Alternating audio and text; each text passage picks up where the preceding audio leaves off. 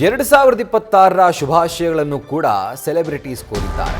ಹೊಸ ವರ್ಷಕ್ಕೆ hattrick hero Shivanna, Ninasam Sathish wish ಮಾಡಿದ್ದಾರೆ. ವಿಡಿಯೋ ಮೂಲಕ ನಾಡಿನ ಜನರಿಗೆ ಹೊಸ ವರ್ಷದ ಶುಭಾಶಯ ಕೋರಿದ್ದಾರೆ.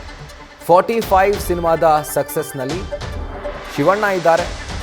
ದ ರೈಸ್ ಆಫ್ ಅಶೋಕ ಸಿನಿಮಾದಲ್ಲಿ ಈಗ ನೀನಾಸಂ ಸತೀಶ್ ಬ್ಯುಸಿಯಾಗಿದ್ದಾರೆ.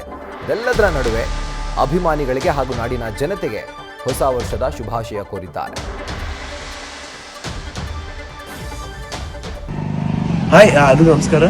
ಹೊಸ ವರ್ಷ ಶುಭಾಶಯಗಳು 2026. Happy new year 2026. ಈ 2026 ಎಲ್ರಿಗೂ ಒಳ್ಳೇದು ಮಾಡಲಿ ಅಂತ ದೇವರಿಗೆ ಪ್ರಾರ್ಥನೆ ಮಾಡ್ಕೊತೀನಿ.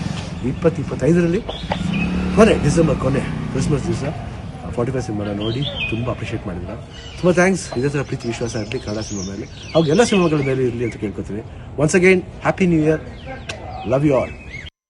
ಹಳೆ ಬೇರಿಗೆ ಬಿದ್ದು ನೀರು ಮರವಾಯಿತು ಹೊಸ ಚಿಗುರು. ಹಳೆ ಬೇರಿಗೆ ಬಿದ್ದು ನೀರು ಮರವಾಯಿತು ಹೊಸ ಚಿಗುರು.